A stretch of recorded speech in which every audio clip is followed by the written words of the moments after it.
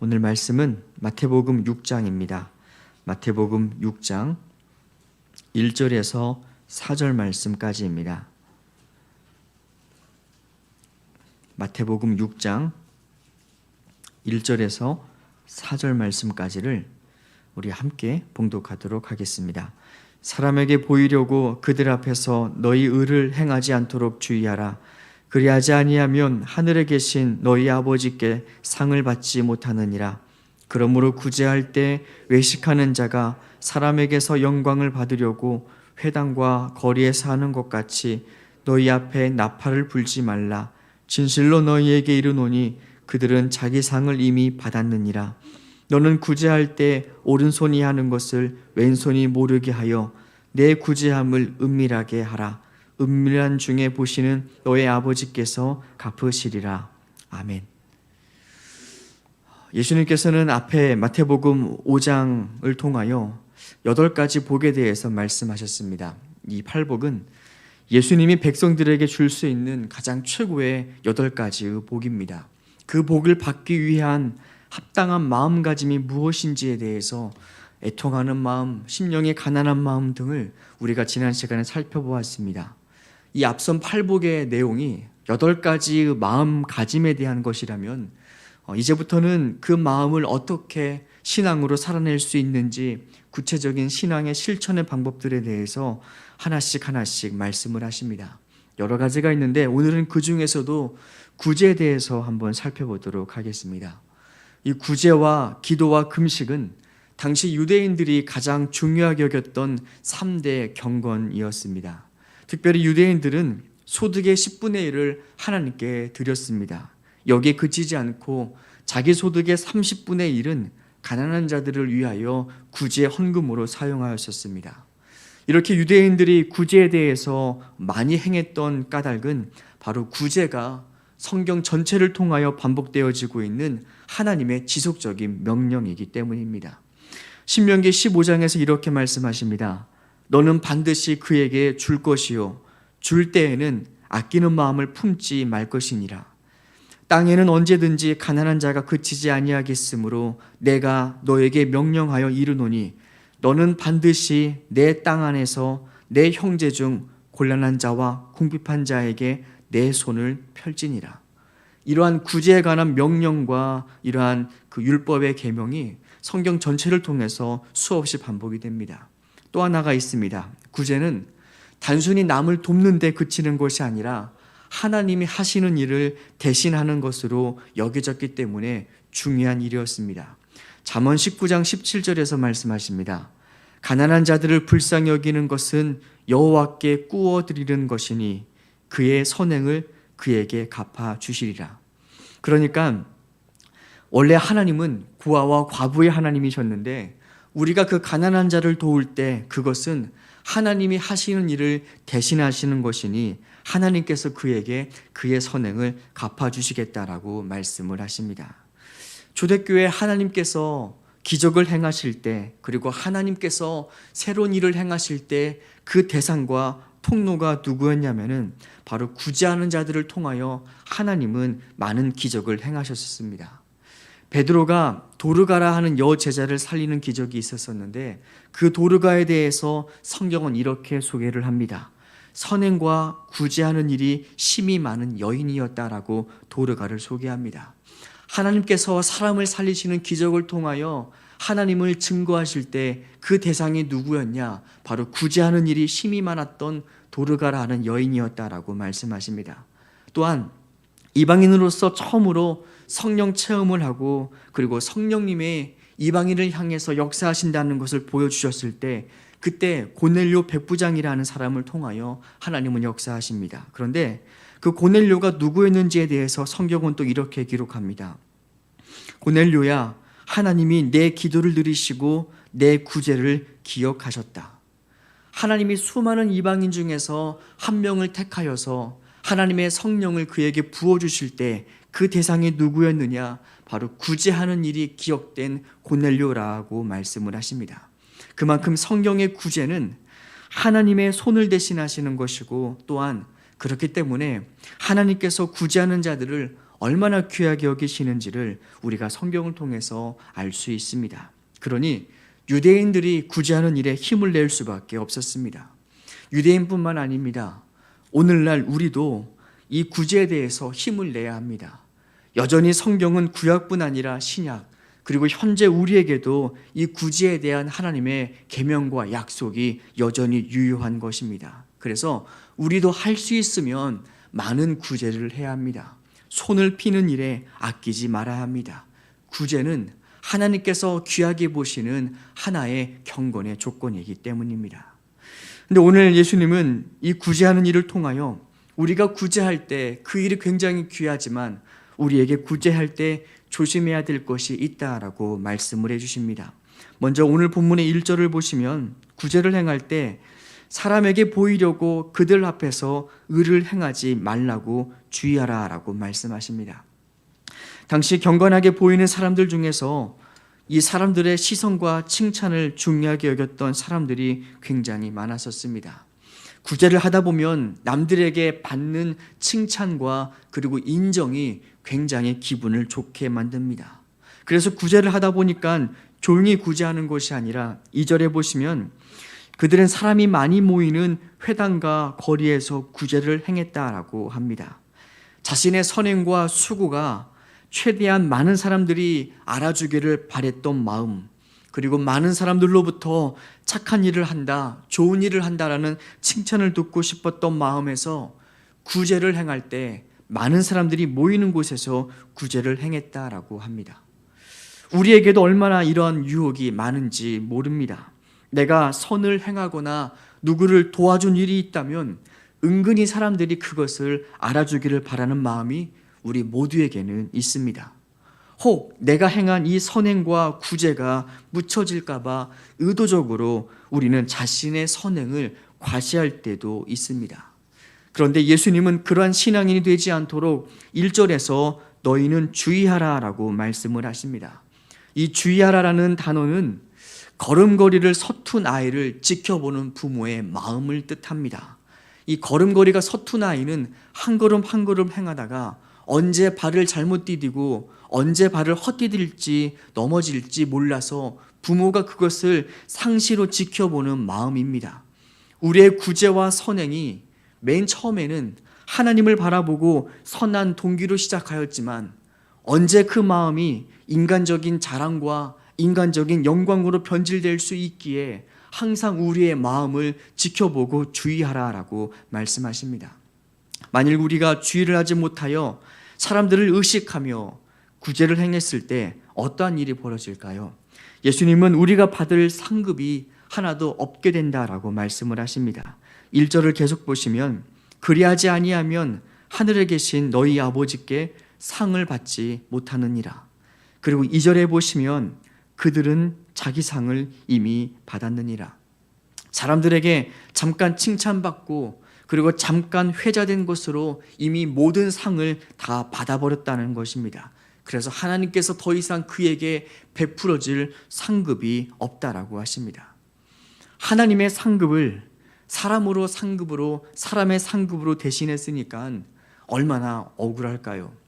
하나님이 주시면 더 좋은 것을 주실 텐데 그 더 좋은 것을 놔두고 사람의 것으로 대체하였으니까 그의 인생에 얼마나 억울한 게 많을까요? 근데 문제는 여기에서 끝나지 않습니다.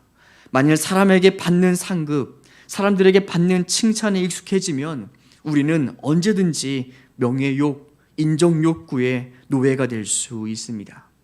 초대교회 아나니아 삽비라는 자신의 재산을 팔아서 선한 구제를 하는 의도를 가졌었지만 그 선한 의도 이외에 인정욕구와 명예욕구에 눈이 멀게 됩니다. 그래서 결국 선한 일을 하면서도 성령을 속이다가 멸망하게 되는 그러한 어리석은 일을 범하게 됩니다. 그래서 예수님은 선한 일을 행할 때 사람에게 영광을 받지 않도록 우리의 마음이 인정욕구와 명예욕구에 빠지지 않도록 주의하라라고 경고하시며 말씀하십니다. 그러면 우리는 어떠한 마음으로 구제를 행해야 할까요? 오늘 3절 말씀에서 우리에게 말씀하십니다. 오른손이 하는 것을 왼손이 모르게 하라. 좀 더 구체적으로 4절에서는 이렇게 말씀하십니다. 은밀하게 행하라. 탈무드에 나오는 한 이야기입니다. 한 랍비가 구제를 행할 때 그 구제 대상을 향하여 갈 때는 항상 뒤를 돌아서서 그에게 다가가서 구제를 행했다라고 합니다.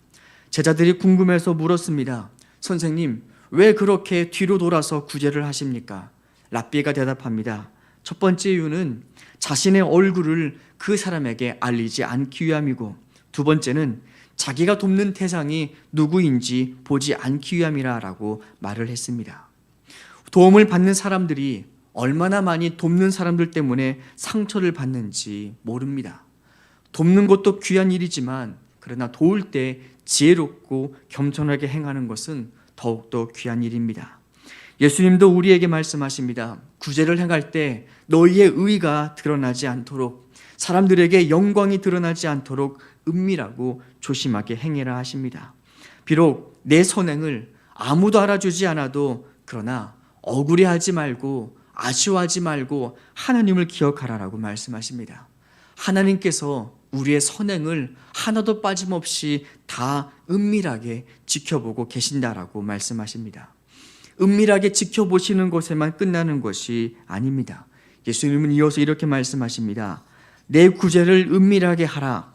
은밀한 중에 보시는 너희 아버지께서 갚으시리라. 사람을 의식하는 구제가 아니라 하나님을 의식하며 하는 참된 구제에는 반드시 하나님께서 갚아주시는 상급이 있다라고 말씀하십니다. 우리가 구제를 행할 때 우리에게는 두 가지 상급이 있습니다. 하나는 사람들에게서 받는 상급입니다. 그리고 또 하나는 하나님이 주시는 상급입니다. 하나님이 주시는 상급, 이 말을 다른 말로 표시해 보면은 사람은 줄 수 없는 상급이라는 의미가 있습니다. 여러분, 사람이 줄 수 없는 상급은 뭐가 있을까요? 사람이 줄 수 없는 그 상급, 하나님만 줄 수 있는 그 상급은요, 돈으로도 살 수 없는 상급입니다. 우리의 지식과 노력으로도 얻을 수 없는 상급입니다. 그래서 하나님만 주실 수 있는 상급은 귀한 상급입니다. 우리가 아무리 힘을 내고 우리가 아무리 애를 써도 우리의 인생의 노력으로서 얻을 수 없는 상급. 돈도 노력하면 얻을 수 있습니다. 명예도 얻을 수 있습니다. 그런데 하나님만이 줄 수 있는 상이 있습니다. 사랑, 우리 힘으로 노력해도 안 됩니다. 평화, 안 됩니다. 형제 간의 우애, 돈으로도 살 수 없습니다. 평안함, 만족함, 이러한 것은 우리가 아무리 노력한다라고 하지만 얻을 수 있는 것은 아닙니다. 오로지 하나님만 줄 수 있기에 성경은 그것을 하나님이 주시는 상급이라고 말씀하십니다. 때로는 우리 인생의 기적 같은 하나님의 상급이 필요할 때가 있습니다. 때로는 우리 인간의 힘으로 넘어설 수 없는 하나님만이 도와서 넘어갈 수 있는 인생의 문제가 있습니다. 그러한 귀한 상급이 바로 하나님께로부터 오는 선물인데, 그 선물이 어떻게 우리에게 임하느냐? 오늘 성경 본문은 우리가 하나님을 의식하고 하나님을 향하여 참된 구제를 행할 때 하나님께서 우리 인생에 베풀어 주시는 선물이라고 말씀하십니다. 주라, 그리하면 너희에게 줄 것이요 곧 후히되어 흔들어 넘치도록 너희에게 안겨주리라. 그러니까 우리가 구제를 행할 때 그 구제가 사람들에게 받는 상급으로 끝나지 않도록 우리가 더욱더 주의를 기울여야 합니다. 하나님께서 참된 구제를 행할 때 베풀어 주시는 복은 정말 귀합니다. 우리가 같은 구제, 선행을 해도 그 모습은 사람들에게 인정받기 위함인지 아니면 정말 하나님께 인정받기 위함인지 사람은 알 수 없지만 그러나 하나님은 다 알고 계십니다. 하나님은 우리의 중심을 항상 저울로 달아보시는 하나님이십니다. 여호와는 지식의 하나님이라 우리의 행동을 달아보시느니라. 구제와 관련해서 이런 말이 있습니다. 너희가 구제를 기억하면 하나님은 잊어버리고 반대로 너희가 구제를 잃어버리면 하나님은 기억하신다. 한마디로 우리가 행했던 구제를 더 이상 우리가 기억하지 않고 잊어버리실 때 그 구제는 하나님께 기억되는 구제가 된다라고 하십니다. 마태복음 25장에서 나오는 양과 염소의 비유에서 예수님은 오른편에 있는 의인들을 향하여 이렇게 말씀하십니다. 너희가 줄일 때, 내가 줄일 때 너희가 먹을 것을 주었고 목마를 때 마시게 하였고 나그네 되었을 때 영접하였고 벗을 때 옷을 입혔고 병들었을 때 돌아보았고 옥에 갇혔을 때 와서 보았느니라. 그때 의인들이 의아하면서 예수님께 되묻습니다. 주여, 우리가 언제 그런 일을 행하였나이까? 그들은 구제를 하면서도 전혀 기억하지 못하고 있었습니다. 왜 그랬을까요? 자신의 구제를 자랑거리로 여기지 않았기 때문입니다. 자신의 구제를 오로지 하나님께 대하여 은밀히 행했기 때문에 자신은 구제를 행하면서도 그 구제를 자랑으로 기억하지 않았기 때문입니다. 그래서 하나님께서 기억해 주셨다라고 하십니다. 구제와 선행은 하나님께서 받으시기에 기뻐하시는 경건이며 또한 어려운 이웃들에게 하나님께서 하실 일을 대신하는 귀한 일입니다. 그 구제와 선행을 사람이 아니라 하나님만 바라보고 행할 때 하나님께서 우리 인생에게 귀한 선물로 갚아주시겠다라고 말씀하십니다. 우리가 구제에 힘을 내는 자들 되었으면 좋겠습니다. 그리고 구제를 행할 때 사람을 의식하는 것이 아니라 오로지 하나님만을 의식하며 행할 수 있는 참된 구제를 행할 수 있는 우리가 되었으면 좋겠습니다. 이 시간 함께 우리가 말씀을 생각하며 기도하겠습니다. 오늘 우리가 말씀을 돌아볼 때 구제에는 정말 하나님의 귀한 선물과 축복이 담겨 있다라는 것을 보았습니다. 베드로가 사람을 살렸던 도르가란 여인도 구제하는 여인이었고, 또한 우리가 보았던 고넬료 백부장 이방인도 바로 구제하는 사람이었고, 구제는 하나님의 일을 대신하는 것이라고 또한 말씀하시는 것을 보았습니다. 우리는 힘을 내서 구제해야 합니다. 물질로도 구제해야 합니다. 그리고 시간으로도 마음으로도 그 사람을 공감할 때 그를 돕는 구제를 행할 수 있는 것입니다. 이것을 행할 때 사람들에게 받는 의식과 칭찬과 영광이 아니라 오직 하나님께만 드릴 수 있는 겸손하고 은밀한 구제가 될 수 있게 하여 주옵소서. 우리가 함께 합심으로 그것을 위하여 기도하도록 하겠습니다.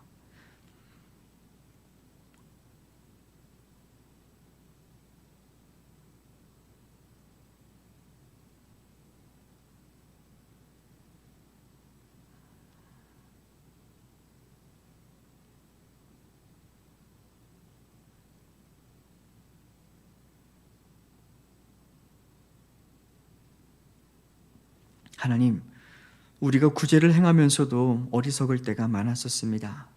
사람들이 알아주는 게 좋았고 칭찬해주고 사람들 입에서 회자가 되는 것이 좋아서 때로는 지혜롭지 못하게 구제할 때도 많았었습니다. 하나님의 상급을 사람의 상급으로 대체하는 어리석었던 우리였었습니다. 하나님, 그러나 우리에게 지혜를 도와여 주시사 우리가 구제를 행할 때 하나님께서 베푸시는 상급을 기대하며 살게 하여 주시옵소서. 감사드리며 예수님의 이름으로 기도드립니다. 아멘. 주님의 기도를 함께 드리겠습니다. 하늘에 계신 우리 아버지, 아버지의 이름을 거룩하게 하시며 아버지의 나라가 오게 하시며 아버지의 뜻이 하늘에서와 같이 땅에서도 이루어지게 하소서.